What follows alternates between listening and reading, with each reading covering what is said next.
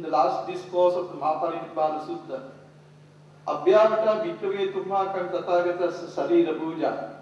The Buddha prohibits worshipping relics. In fact, there is no Holy Land concept saying no to the sciences of probability, astrology, and so on. He called them lower science. Buddhistic solution is always a certainty, a guarantee. Liberation is promulgated. Done is what to be done. Nothing else is left to be done. The limits of science have been recognized by many who are not marveled by the advancements of science, though they accept it from a utilitarian point of view. The major setback in science is that it is value-free. All questions of value have been reduced to different human attitudes. We find the same problem in Western psychology, value-free and materialistic. Though many are fascinated and fantasized by it, chemistry, biology, physics, mathematics, electronics and the like cannot explain the qualitative nature of higher or lower, as Shu Mahar, the economist, pointed out. After all, many of us now today look at the computers. You have the Bhagavad Gita, you have the Bible, you have the Dhammapada, but the computers can never be enlightened. Dr. Premasiri, a modern thinker, states that the scientific age produced its own religious ideology. He stressed further that the dogma of scientism amounts to a blind worship of the powers of science. Kuchenberg, whose students come to my talks in Germany, calls the teaching of the Buddha an empirical science for valid reasons. Kuchenberg had more than 20 patents in chemistry. As a science of experience, the Buddha word is opposed to the technical nature of science.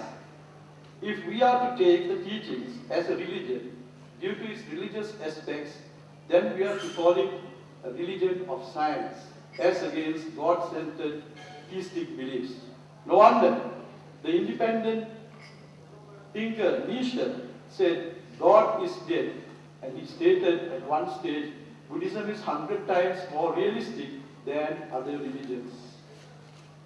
A seeker needs only to look at the Kalama Sutta, the Charter of Free Inquiry, where all the 10 points are rejected as not valid means of knowledge, as their reasoning are insufficient. Though pure logic is rejected, practical logic is entertained, consistency is maintained, and the non-contradictory position of statements is upheld in Buddhist theory. It is only in transcendence that logic becomes obsolete. The path of argument, Vadapatatita, is lost there. Enjoins the Sutta Nipata. The world argues with me, I argue not with them. A classic example is how the Buddha refuted Satyaka, the most famous dialectician of his day. Employing the law of non-contradiction, Aristotle calls this the law of contradiction.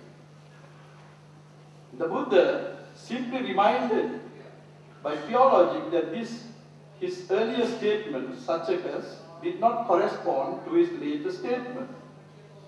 The unique logic Gautama employs in the ultimate sense is supra-rational, transcendental reasoning, I may call it. While science maintains objectivity by experiments with things, Buddhism is an experience of subjects and objects and beyond.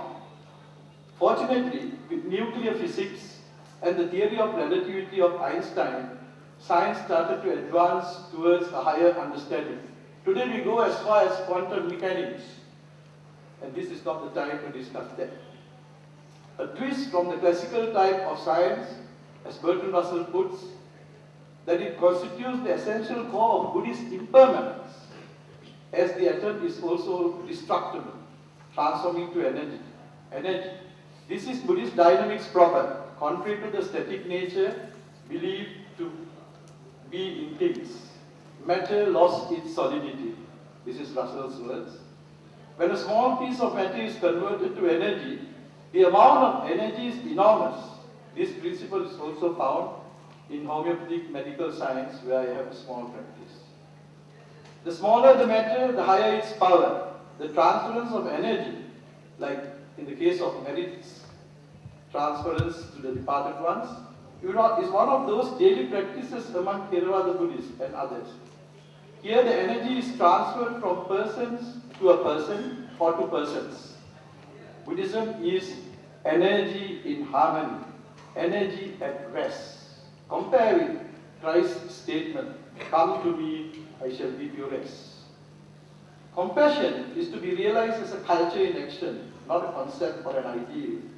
In this case, the quiver, the sympathetic, vibrant heart, needs to be translated into genuine actions and then transformed to energy, positive and beyond, like in the case of electronics. Science has analyzed matter in the external and come to the state of something that may be termed as immaterial. The Buddha realized that immaterial, anicca, impermanence, emptiness, during his inner journey. But not being a total spiritualist, he accepted the existence of matter and observed their interdependence. He did not call it spiritual, but immaterial, arupa, to which science finds an affinity. Radhakrishnan recently termed Buddhism as an ethical idealism. As material is observed as immaterial and emptiness, this rational state of ethics realized by oneself becomes the meditation of the recollection of impermanence, the first step to supreme happiness, Nibbana. Very scientific from the science of the Buddha, where the psychophysical complex body becomes silent, still, and serene. Like the Buddha, Einstein also said that space and time are the products of our senses. The absolute truth is beyond space and time, Deshakala Atikranta. Being a holistic understanding, the truth is therefore indescribable. That being the case, is futile to use words as scholars even to describe it. Philosophically speaking, it should not be uttered by words. Avachyam, anabilapyam. It goes beyond the law of interdependence, paticcasamuppada, not having its self-nature, not having a self-character, it is emptiness. Without a self-nature, therefore, selfless. Soulless is exactly that which many struggle to understand in the case of anatta. Buddhism is realism. Therefore, to say that the Buddha was only interested to understand the mind, the spirit, or the internal world only, is to underestimate the great wisdom of the great master. He was the scientist of the inner world and the outer world and beyond, as we find the synthesis of science and spirit both embodied in his discourses. The amalgamation is constructive, as the power of pure science tends to move to destruction, though we may not deny or decry materialistic development. The Buddhist culture is follow the way forward, balances faith and reason to reach its constructive and realistic end. In the fusion of the Buddhist vision for an alternative scientific outlook, one needs to bear in mind that the Buddha was not one-dimensional due to his power, grandeur, and beauty. Having recognized his scientific wisdom, H.G. Wells, concluding that the Buddha was one of the greatest, noted, the Buddha is the most godly and the most godless man in the whole of history of mankind. This high living clearly expressed Brahmametang Viharam in the Mahu, in the daily chanting, heaven on earth. Of the four Brahma Viharas, the scientific Buddhist mind does not stop at the first two, but goes to appreciative joy and equanimity closer to Nibbana. Divinity without a creator God. For the Buddha to be skeptical about him or a God was something of a developer. So this we can understand by the way he had analyzed the Four Noble Truths. The problem, which is the sickness, the cause, which is the causation, the solution, which is the cure, and the prescription, which is the Noble Eightfold Path, the prognosis. I thank all of you at this hour of resting, that you have come to rest in peace with me. And I wish to thank Professor Barth, whom I met 30 years ago in Germany during an Asian conference study. Thank you very much. Thank you, Dr. Reverend Siri, for, I think, a very beautiful presentation on what we call para-scientific medium. Thank you. We go on to the next speaker, Swamiji, coordinator of the meeting.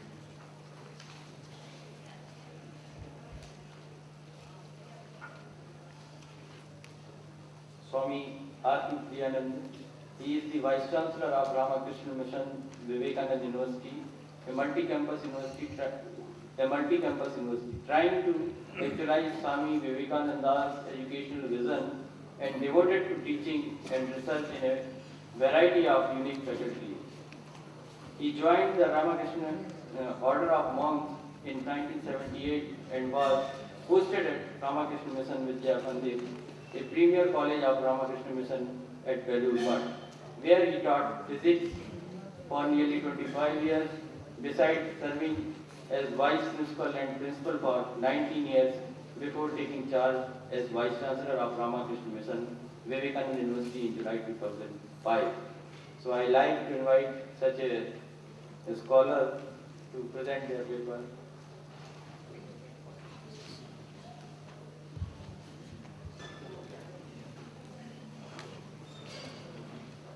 I was asking the chair how much time do I have, and I was remembering an incident which I quote very often. Some years ago, there was a conference in Bangkok where the Vice Chancellors were called. The Chancellor of Oxford University was present to preside in the inaugural. He told the audience a very interesting incident. I went for an international conference and asked the audience, how long should I speak? They said in one voice, sir, please go on as long as you can. You're a great scholar. As long as you can and like, but we leave at 11 o'clock. So that shouldn't happen to us. To keep people awake post-lunch is one of the most onerous tasks of the speaker, and I try to do that in the first place.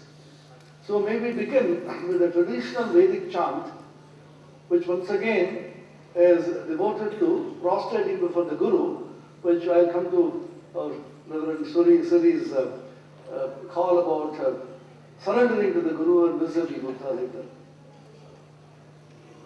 Om yo brahmanam vidadhati purvam yo vai vedascha prahinodi tasmai tamha devam atma buddhi prakasham mumukshurvai sharanamaham prapadye nishkalam nishkriyam shantam niravadyam niranjanam amritasya param setum dagadhendhanamivanam om masato ma sadgamaya tamaso ma jyotirgamaya mrityorma amritam gamaya aviravirmayedhi rudrayatte dakshinam mukham tena mam pahi nityam om shanti shanti shanti. Respected Chairman, sir, and all of my learned previous speakers. It's a very interesting topic we are discussing, dharma vis-a-vis dhamma, dharma hyphen dhamma, dharma and dharma, dharma being a purely Hindu concept, an idea, and dhamma the Buddhistic. One is in Sanskrit, the other is in Pali. But the paradigm seems to be different with a lot of similarities. With certain specific emphasis. As all of us know, Buddha was an offshoot of the Hindu tradition, and Swami Vivekananda very humorously called him as a rebel child of Hinduism. Now, about Buddha's humor, the mention was made. I was remembering discussing a similar incident in the Upanishads. In the Brihadaranyaka Upanishad, the biggest of the Upanishad, the greatest. The hero was Yajnavalkya, great rishi. An assembly of great rishis there, supposed to be learned in the Veda. The Janaka, the great king, suddenly got an idea. Who is the greatest Vedic scholar among them? Brahmishta. Then he said, I have kept 1,000 cows with a lot of gold attached to each of them as a special prize and a gift for the greatest scholar of the Vedas present here. Come on, who will claim to be the greatest scholar? Naturally, modesty prevents people from saying, I am the greatest scholar. Nobody dares to get up. Yajnavalkya smartly gets up and tells his disciple Samashrava, take these cows home. There's a big furor. People say, up till now, are you the greatest scholar in the Vedas? Then Yagyavakya boasts on great humility. I bow down before the greatest Vedic scholar, but I badly need those cows. Look at the humor of these great ones. Swami Vivekananda was challenged by somebody. You always seem to be so joyful all the time. That we are Amritasya Putra, we are the children of joy. Don't you ever feel unhappy? Yes, I do. When I have a stomachache, I feel such unhappy.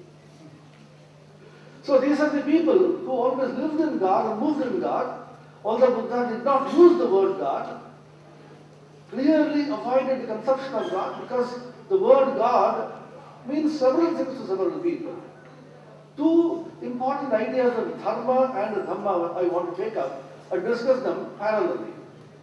The Buddha's idea of shunyata, it was not exactly Buddha's idea, but this idea developed later by Nagarjuna as a philosophical term to describe the indescribable, saying that since nothing can be predicated, nothing can be talked about, nothing can be described about the supreme reality, because it is beyond all description.